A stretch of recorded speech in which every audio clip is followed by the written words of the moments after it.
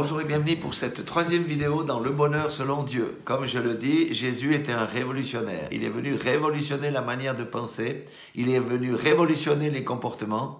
Il nous a donné un ordre de mission qui est de porter de bonnes nouvelles aux malheureux. Oui, Ésaïe 61:1, c'était prophétique vis-à-vis du Seigneur. Mais Jésus vit au travers de nous pour que nous puissions aussi accomplir cette prophétie-là pour notre temps, parce que nous sommes dans des temps de ténèbres. Et porter de bonnes nouvelles aux malheureux, c'est un exercice extraordinaire et nous pouvons apporter de la joie et du bonheur autour de nous. Alléluia. Il nous a dit aussi d'aller guérir ceux qui ont le cœur brisé, les malades, bien entendu, et aussi proclamer aux captifs la liberté et délivrer les prisonniers. Alléluia.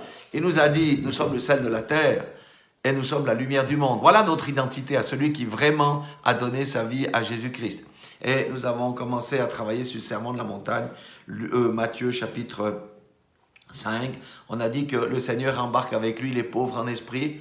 Alléluia. Ceux qui n'ont peut-être pas une intelligence trop développée ou un esprit très fin, ceux qui sont humbles de cœur, ceux qui savent qu'ils sont vraiment insignifiants, car les orgueilleux n'hériteront pas du royaume de Dieu. Il embarque avec lui les affligés.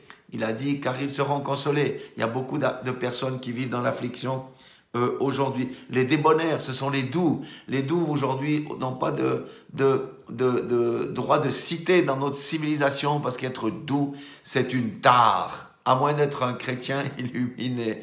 Mais être doux, non, on peut pas percer si on est doux dans ce monde-là. On peut pas atteindre les positions si on est doux dans ce monde-là. Mais le royaume des cieux est différent de ce monde d'ici. Alors, maintenant, verset 6, il dit « Heureux ceux qui ont faim et soif de justice, car ils seront rassasiés. » Amen. La justice du monde, elle essaye d'être le plus juste possible, en tous les cas, en Suisse. Maintenant, on subit beaucoup d'injustices. Il y a des personnes qui subissent beaucoup d'injustices. Même des fois, la justice ne rend pas vraiment justice, parce que la justice de Dieu, c'est la seule justice qui est véritable. Et il y a tellement de monde qui sont outrés par les injustices de ce monde, qu'il y a des mouvements qui se créent. Et on peut comprendre ça. On descend dans la rue et tout ça. Oui, il y a plein d'injustices. Maintenant, à tous ces gens-là qui souffrent des injustices de ce monde, le Seigneur dit, embarquez sur mon navire, venez dans ma barque, parce que vous serez parce qu'il dit, oui, vous serez rassasiés. Avec moi, c'est la véritable justice. C'est pas la justice des hommes. C'est pas la justice corrompue, où on peut faire rendre des jugements. Il y a un robot qui tourne derrière, hein, c'est pas grave. On peut faire rendre des jugements en graissant la patte à certains juges dans certains endroits. La justice de Dieu, elle est équitable. Et si nous sommes frustrés avec les injustices de ce monde, montons dans la barque de Dieu. Alléluia. Montons dans la barque de Jésus. Et nous aurons l'assurance d'avoir la véritable justice qui sera rendue. Verset 7.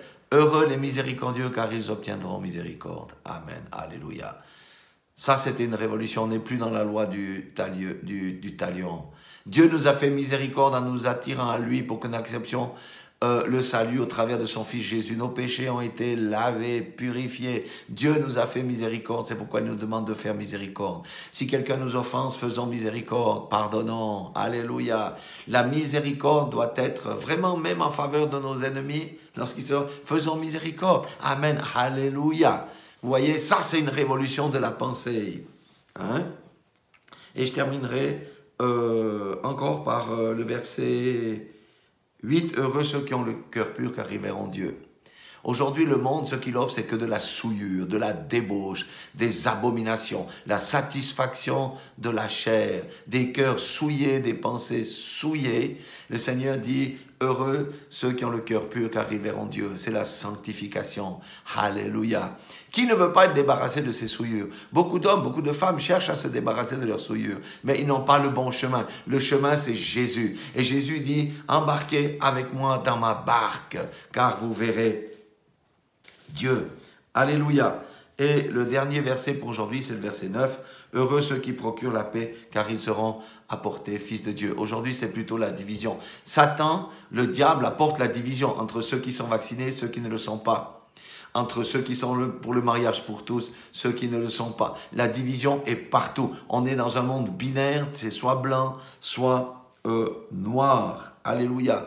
Il a le diviseur. Mais le Seigneur dit, ne soyez pas des diviseurs. N'apportez pas la division. Ne semez pas le trouble. Heureux ceux qui procurent la paix. Heureux ceux qui essayent de mettre de l'huile dans les rouages. Et il dit ici, car ils seront appelés fils de Dieu. Le Seigneur dit, en marche. Embarquez-vous avec moi. Je vous offre quelque chose de différent. Je vous offre la justice.